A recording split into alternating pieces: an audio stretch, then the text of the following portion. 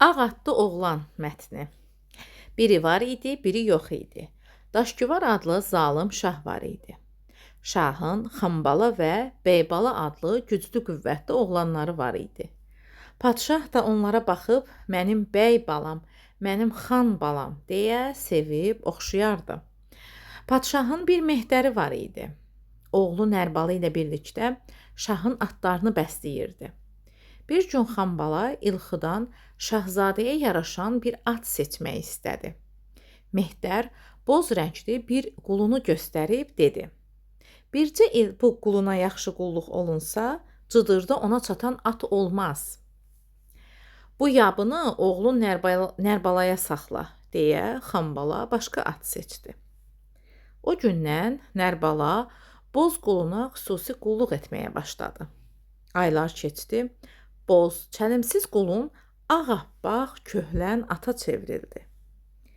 Mehdər Xanbala və Beybalanın xasiyyətinə yaxşı bələd idi. Onlar hamıya yuxarıdan aşağı baxar, başqalarının uğurunu gözləri götürməzdi. Mehdər oğluna tapşırmışdı ki, atı yalnız gecələr xəlvətcə şəhər qırağına sürsün. Yoxsa şahzadələr görsələr, paxıllıqdan onu cəzalandırarlar. Kim inanardı ki, bu gözəllikdə at həmin boz qulundur. Bir gün qonşu ölkənin hökmdarı Səlim Şah hücum çəkib şəhərin yaxınlığında düşərgə qurdu. Daşgüvar şaha xəbər göndərdi ki, pəhləvan yarışı keçirsinlər. Kimin pəhləvanı qalib gəlsə, şəhər onun olsun. Bunu eşidən Nərbala padşahın hüzuruna gəlib baş əydi. Qiblə-i aləm, icazə verin sabahki döyüşə mən çıxım. Aslan kimi oğlanlarıma nə gəlib ki, ölkəmi Mehdər oğlu xilas eləsin, deyə şah dilləndi. Şahın belə rəftarından Nərbala çox məyus oldu. Ertəsi gün qoşunlar üz-üzə dayandı. Dava təbili vuruldu. Səlim Şahın məşhur Dəmirbilək pəhləvanı meydana çıxdı. Əvvəl onunla Beybala döyüşdü. Amma döyüş uzun çəkmədi. Dəmirbilək elə birinci zərbədə Beybalanı atdan saldı. Düşüb əl qolunu bağladı. İşi belə görən Xanbala cəld meydana atıldı. Dəmirbilək pəhləvan bir andaca onu da Beybalanın yanına uzatdı. Daşgüvar şah isə qəzəbdən dodaqlarını çeynəyirdi. Bu vaxt ağ paltarlı, ağ niqablı, ağ atlı bir oğlan ildırım kimi meydana şığıdı. Atını Dəmirbilək pəhləvanın qarşısında saxladı. Döyüş başladı. Əvvəlcə ağ atlı oğlanla Dəmirbilək pəhləvan qılınc savaşına çıxdılar. Bundan bir şey hasil olmadı. Daha sonra qurşaq tutub güləşməyə başladılar. Ağ atlı oğlan bir nərə çəkib Dəmirbilək pəhləvanın kürəyini yerə çırpdı. Əhsən səsi göyə ucaldı. Ağ atlı oğlan Daşgüvar padşaha yaxınlaşdı, niqabını üzündən açdı. Qiblə-i aləm, məni qəhrəmanlığa layiq görməsən də, vətənimizi təhlükəyə ata bilməzdim. Qəhrəmanlıq var dövlətlə alınmır. Əsl qəhrəman döyüş meydanında hünər göstərəndir. Əziz şagirdlər, bu 1A tapşırığında da belə bir sual var ki, igid döyüşdə bəlli olar atalar sözünü izah edin. Elə adından da göründüyü kimi, əsl igid döyüşdə bəlli olur. Yəni, belə rahat vaxtda dildə insanın hünər göstərməsi asandır. Mən güclüyəm deməsi asandır. Amma əsl hünər insanın çətin vəziyyətdə, təhlükəli anda, məsuliyyətli bir vaxtda qorxmadan, cəsarətlə igidlik göstərməkdir. İnsanın çətin vəziyyətdə, çətinliklə qarşılaşanda özünü itirməməsidir igidlik. Bu atalar sözü də məhz bunu demək istəyir. Söz boğçasına baxırıq. Bəsləmək, yabı, çəlimsiz, qulun, bəlli, hasil olmaq, qurşaq tutmaq, rəftar.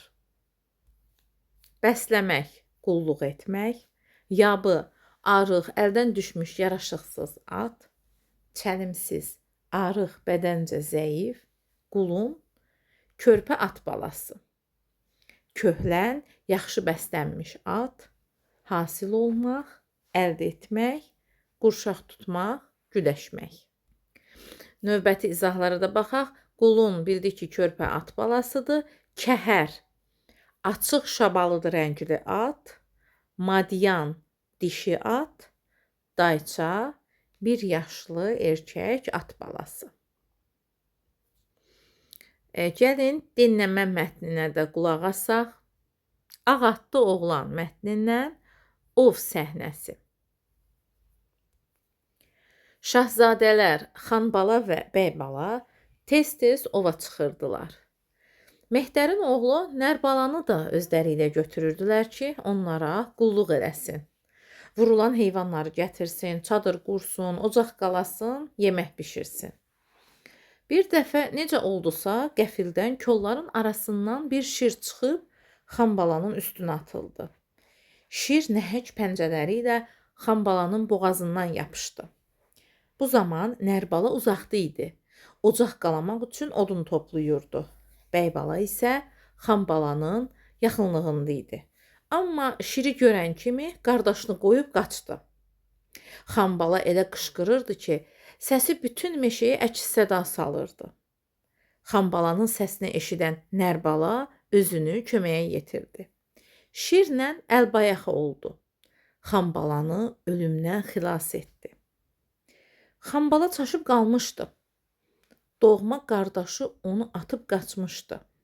Bəyənmədiyi, yuxarıdan aşağı baxdığı Mehdər oğlu isə özünü ona görə təhlükəyə atmışdı. Fikirləşəndə ki, bu hadisəni eşidən hər kəs Nərbalanın qəhrəmanlığından danışacaq, paxıllıqdan ürəyi partlayırdı. Odur ki, üzünü Nərbalaya tutub dedi: "Bura bax, Mehdər oğlu, bu hadisədən heç kimin xəbəri olmamalıdır. Onsuz da yazıq bir Mehdər oğlunun şahzadəni xilas etməsinə heç kim inanmaz." Özü isə şirin dərisini soyub çiyninə aldı. Qalibanə şəkildə saraya tərəf yollandı. Şəhərdə hamı Xanbalanı alqışladı. Onun cəsarətinə əhsən dedi. Əziz şagirdlər, bu hissədə isə suallar qoymuşam. Bunu R bölməsində birini və ya bir neçəsini cavablandıra bilərsiniz sualların cavabını. Əlbəttə ki, dinləmə mətnini diqqətlə dinlədikdən sonra. Hər kəsə uğurlar.